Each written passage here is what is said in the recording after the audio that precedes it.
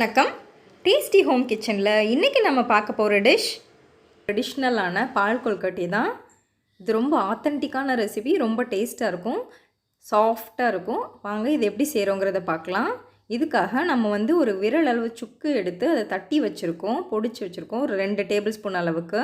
அதுக்கப்புறமா பச்சரிசி எடுத்துருக்கோம், ஒரு 1.5 டம்ளர் பச்சரிசி எடுத்து இதை 1 மணி நேரம் ஊற வைக்க போகிறோம் தண்ணியில். இதை ஊற வச்சதுக்கப்புறம் அந்த பச்சரிசி கூட அந்த பொடிச்ச சுக்கையும் சேர்த்து இதை கொஞ்சம் கொரகொரப்பான பேஸ்ட்டாக அரைச்சி எடுத்துக்கலாம். அதுக்கப்புறமா இதில் ஒரு சிட்டிகை உப்பு சேர்த்துக்கலாம். உப்பு சேர்த்துட்டு இதை நல்லா ஸ்மூத் பேஸ்ட்டாக இப்போ அரைச்சி எடுத்துக்கலாம். நல்லா ஃபைன் பேஸ்ட்டாக பாருங்கள், இப்போ தண்ணியாக இந்த அளவுக்கு இருக்கணும். இதுக்கப்புறமா நம்ம ஒரு 250 கிராம் மண்டை வெல்லம் எடுத்துருக்கோம், இதை தனியாக பொடிச்சு வச்சுக்கலாம். அதுக்கப்புறம் ஒரு கடாயில் ஒரு 3 டேபிள் ஸ்பூன் நல்லெண்ணெய் விட்டுக்கலாம்.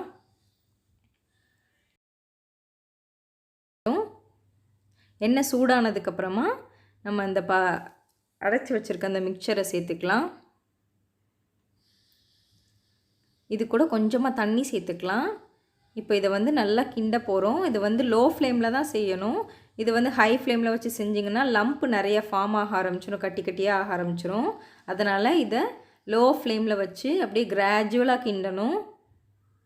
சப்பாத்தி மாவு பதத்துக்கு வர்ற அளவுக்கு நல்லா கிண்டணும். பார்த்திங்கன்னா நல்லா சுருண்டு வந்துருச்சு எல்லா பக்கமும், அந்த ஈரப்பதமே இல்லாமல் நல்லா கிண்டிடணும். இதை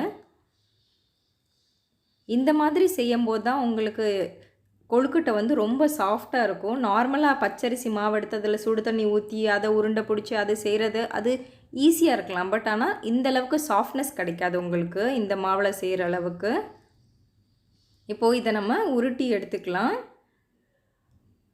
இதை எவ்வளோ தூரம் நம்ம உருட்டுறோமோ, இதை பிசைகிறோமோ அந்தளவுக்கு இதுக்கு சாஃப்ட்னஸ் கிடைக்கும். பார்த்திங்கன்னா இந்த மாதிரி உருட்டி நல்லா எல்லா பக்கமும் இதை பஞ்ச் பண்ணி இதே மாதிரி ஒரு 5 தடவை சூடாக இருக்கும் போதே இதை செய்யணும். அப்போ தான் ரொம்ப சாஃப்டாக இருக்கும். இது 2 நாளைக்கு கூட வச்சுக்கலாம், ஃப்ரிட்ஜில் வச்சு நீங்கள் சுட வச்சு கூட சாப்பிட்டுக்கலாம். இப்போ பேட்டர் ரெடி ஆயிடுச்சு பாருங்கள், எவ்வளோ சாஃப்டான பேட்டர்.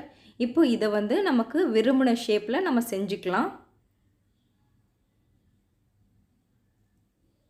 நார்மலாக மாவு போட்டு செய்கிற கொழுக்கட்டை எல்லாமே அந்த சூடு இருக்கிற வரைக்கும் தான் சாஃப்ட்னஸ் இருக்கும். ஆனால் இந்த கொழுக்கட்டை 2 நாள் வரைக்கும் சாஃப்ட்னஸ் அப்படியே இருக்கும். பார்த்திங்கன்னா ஷேப்ஸ் எல்லாம் ரெடி ஆயிடுச்சு. இதுக்கப்புறம் ஒரு பாத்திரத்தில் 1/2 லிட்டர் தண்ணி எடுத்துக்கலாம். இதுக்கப்புறமா ஒரு 5 ஏலக்காய் எடுத்துக்கலாம். உங்கள்கிட்ட ஏலக்காய் பொடி இருந்துச்சுன்னா ஒரு 1/4 டீஸ்பூன் சேர்த்துக்கோங்க. இப்போ 5 ஏலக்காய் எடுத்து அதை போட்டதுக்கப்புறமா நம்ம அந்த வெல்லத்தை பொடிச்சு வச்சுருக்கோம் இல்லையா, அதையும் சேர்த்துக்கலாம். இந்த வெல்லம் நல்லா கரையணும், கொஞ்சம் கூட அந்த கட்டியே இல்லாமல் நல்லா கரையணும். அந்தளவுக்கு கொதிக்க வைக்கணும். பார்த்திங்கன்னா வெல்லம் எல்லாம் நல்லா கரைஞ்சிருச்சு. இப்போ அதை ஃபில்ட்ரு பண்ணி எடுத்துக்கலாம். வெள்ளைப்பாகு ரெடி ஆயிடுச்சு. இப்போ ஒரு அடி கனமான பாத்திரத்தில் அந்த வெள்ளைப்பாகை ஊற்றிடலாம். இப்போது அடுப்பு ஆன் பண்ணிக்கலாம். இதுக்கப்புறமா அந்த நம்ம செஞ்சு வச்ச கொழுக்கட்டை கொஞ்சம் கொஞ்சமாக சேர்க்க போகிறோம். மொத்தமாக சேர்த்துட்டா எல்லாமே ஒன்று சேர்ந்துடும். அதனால் கொஞ்சம் கொஞ்சமாக தான் இதை சேர்க்க போகிறோம். ஒன்ஸ் கொஞ்சம் இதை சேர்த்ததுக்கப்புறம் பார்த்திங்கன்னா அது அப்படியே மேலே எழுந்து வரும். அந்த கொழுக்கட்டையெல்லாம் அப்படியே பாப்பாயி மேலே வரும். வந்ததுக்கப்புறமா அடுத்ததை சேருங்க. அப்படியே கொஞ்சம் கொஞ்சமாக சேர்த்தா தான் உங்களுக்கு ஒன்றுக்கு ஒன்று ஒட்டாமல் அப்படியே பிரிஞ்சு வரும்.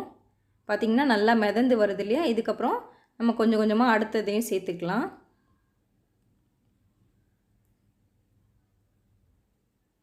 இதுக்கப்புறம் மிச்சம் உள்ள எல்லாத்தையுமே நம்ம சேர்த்துக்கலாம்.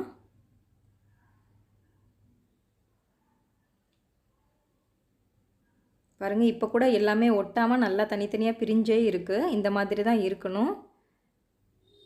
இதை சிம்மில் வச்சுட்டு தான் சேர்க்கணும். நம்ம ஃபுல் ஃப்ளேமில் வச்சுட்டு சேர்த்தோன்னா அப்பையும் ஒட்டிடும். அதனால் எப்போயுமே இது கிண்டும் போது மட்டும் சிம்மில் தான் இருக்கணும்.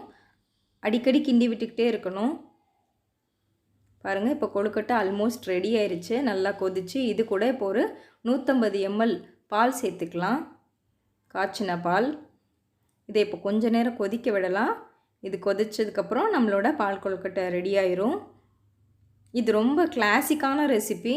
இது ட்ரெடிஷ்னலாகவே இப்படி தான் செய்வாங்க இந்த கொழுக்கட்டை. நம்ம மாவு வச்சு செய்கிறத விட இது ரொம்ப டேஸ்ட்டாக இருக்கும், சாஃப்டாக இருக்கும். அதுதான் ரொம்ப முக்கியம். இப்போ பால் கொழுக்கட்டை ரெடி ஆயிருச்சு. இதை செஞ்சு பார்த்துட்டு எங்களுக்கு எப்படி இருக்குன்னு கமெண்ட் பண்ணுங்கள். எங்கள் சேனலை மறக்காமல் சப்ஸ்கிரைப் பண்ணுங்கள். நோட்டிஃபிகேஷன் பட்டனையும் ப்ரெஸ் பண்ணுங்கள். தேங்க்யூ.